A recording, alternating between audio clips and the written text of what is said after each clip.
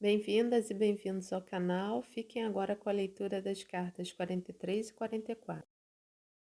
Carta 43, Viena, 6 de maio de 1894. Meu caro amigo, devolvo com a presente as, entre aspas, dores de estômago. Há pouco a dizer a respeito, exceto que é absolutamente notável e muito bonito. Em casos como esse, nosso falecido amigo E. Fleisch costumava dizer: se você levar em conta, além disso, que o assunto é inclusive verdadeiro, não será capaz de negar-me seu reconhecimento. Mas talvez, afinal, eu consiga tecer alguns comentários. 1.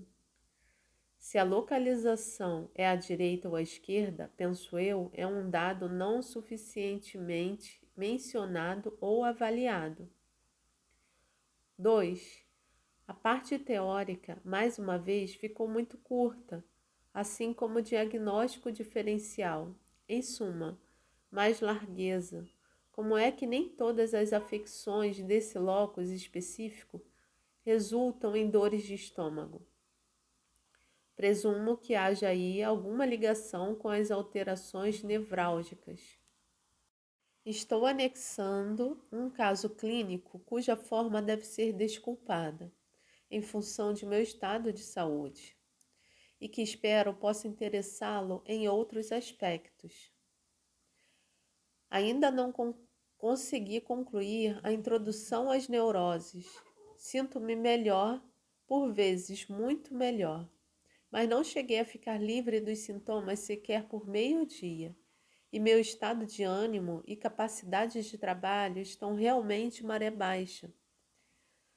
Ainda penso que isso não se deve à nicotina, tendo casualmente visto um bocado dessa mesma coisa em minha clínica na semana passada.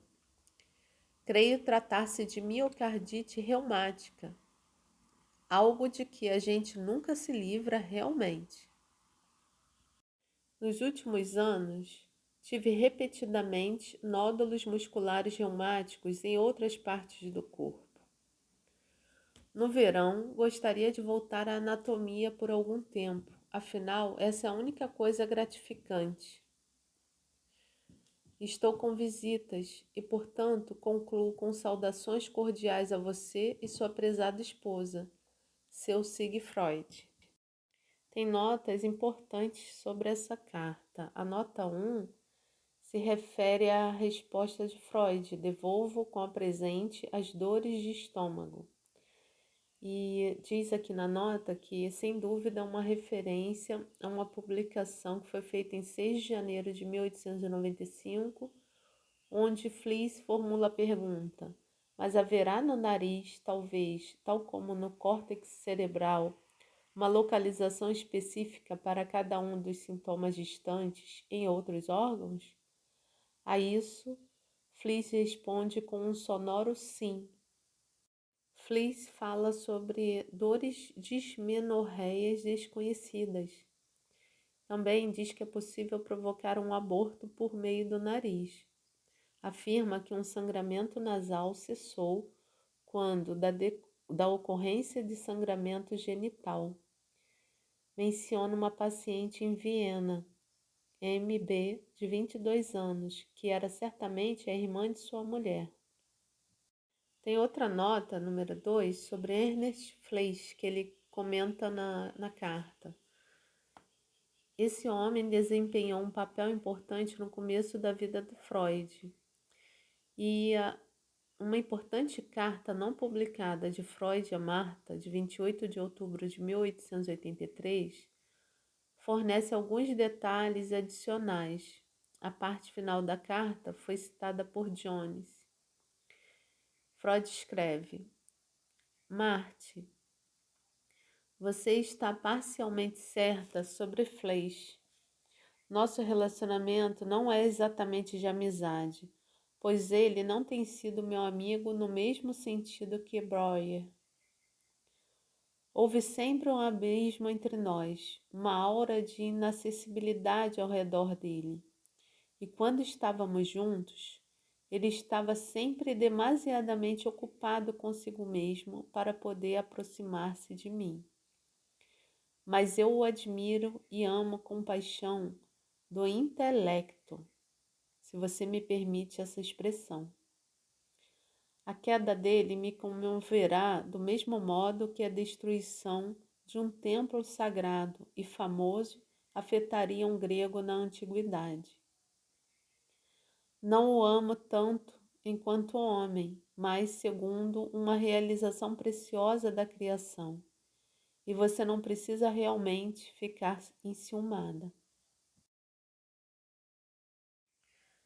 Agora inicia um novo capítulo sobre a intensificação da amizade entre Freud e Fliess. Carta 44, Viena, 21 de maio de 1894.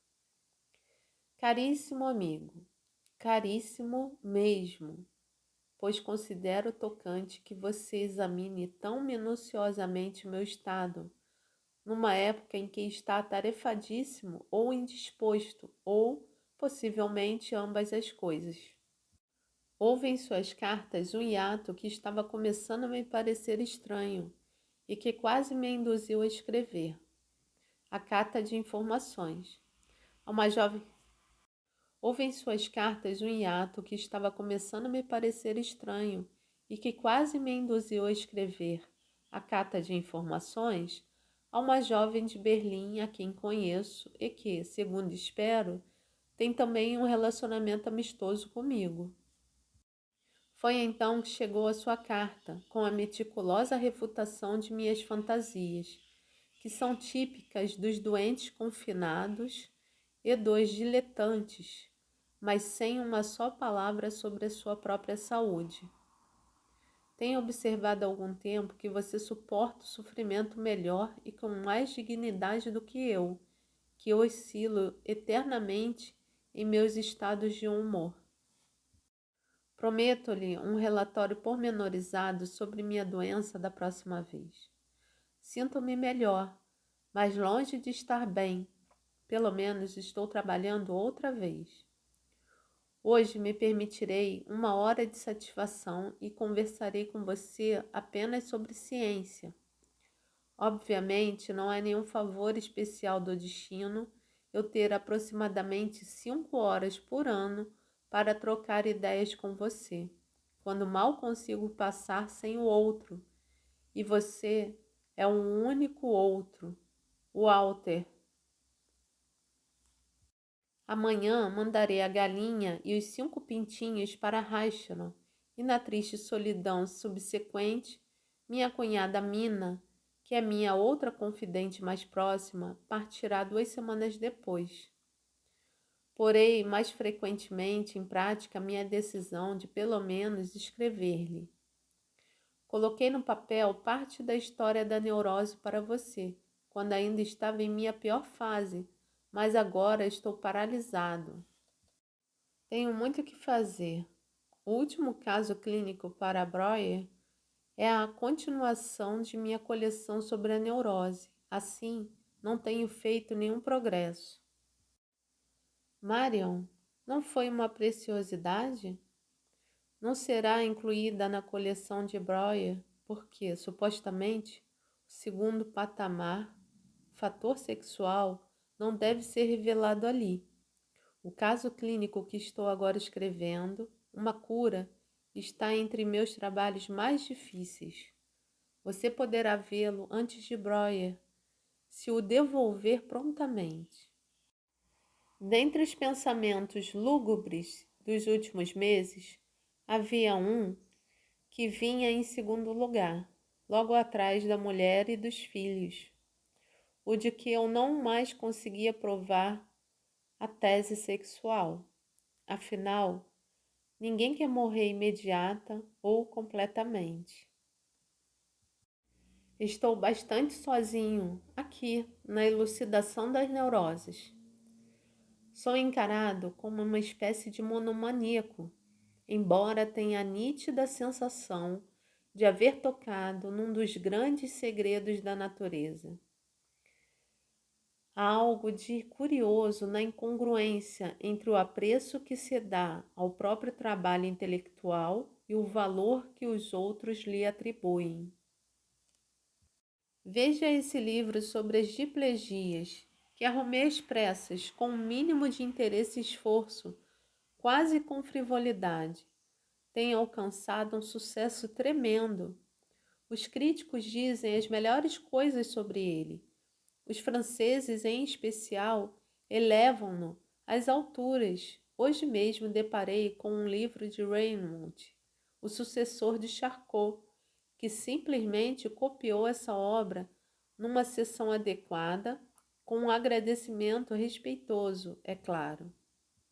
E das coisas realmente boas, como a afasia, as ideias obsessivas, que agora ameaçam sair em texto impresso, e a futura etiologia e teoria das neuroses, nada posso esperar além de um respeitável fracasso. Isso confunde e traz certa amargura.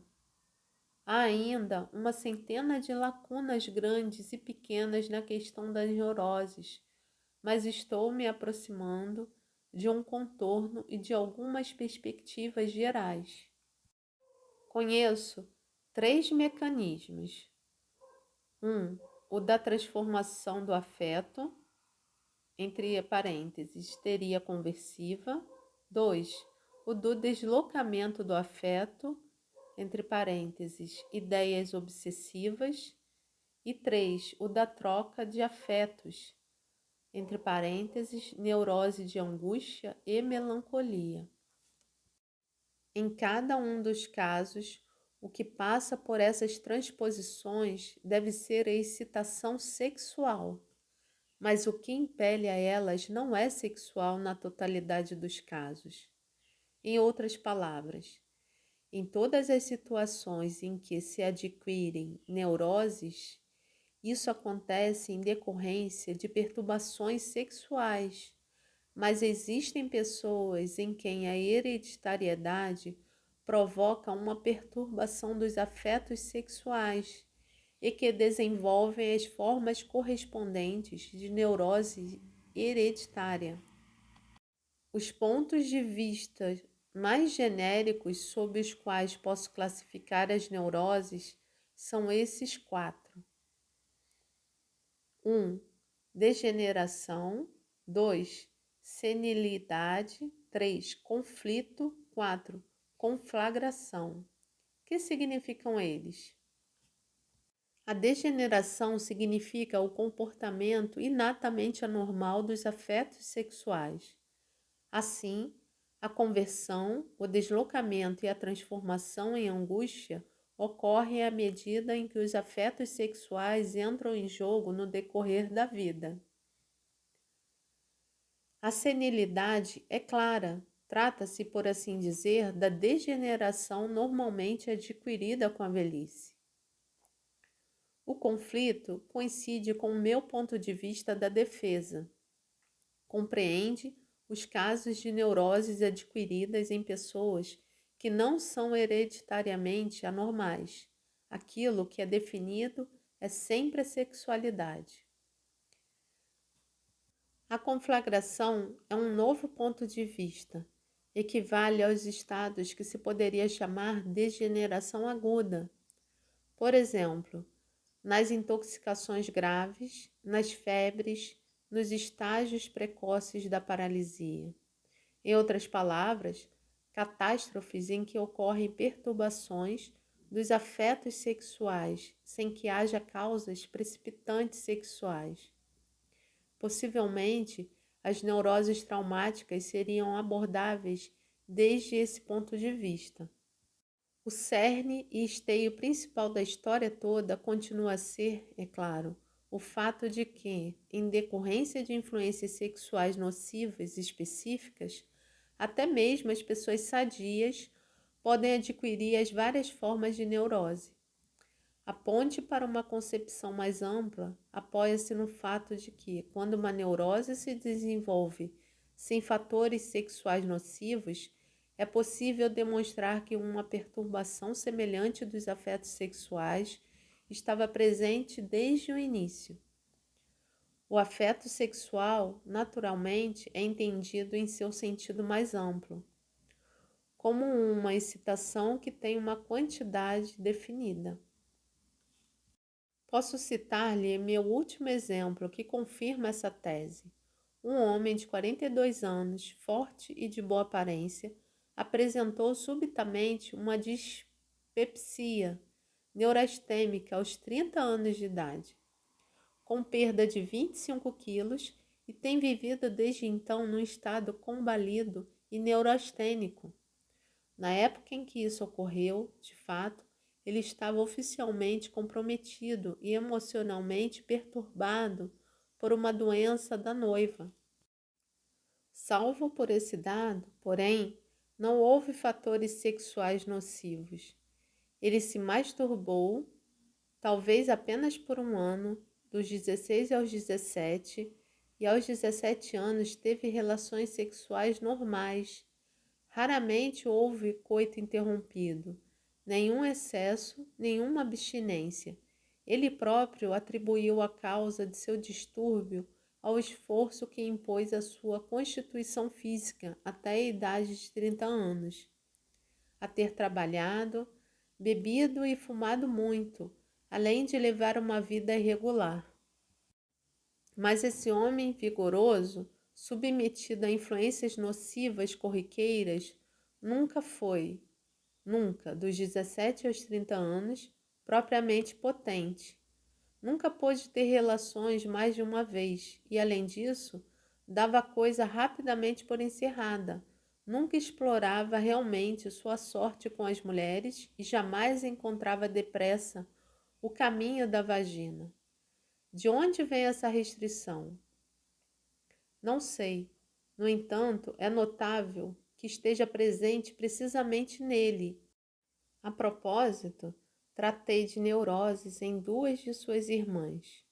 Uma delas está entre meus casos mais bonitos de cura de uma dispepsia neurastênica. Saudações cordiais a você e Ida, sinceramente. Sigue Freud.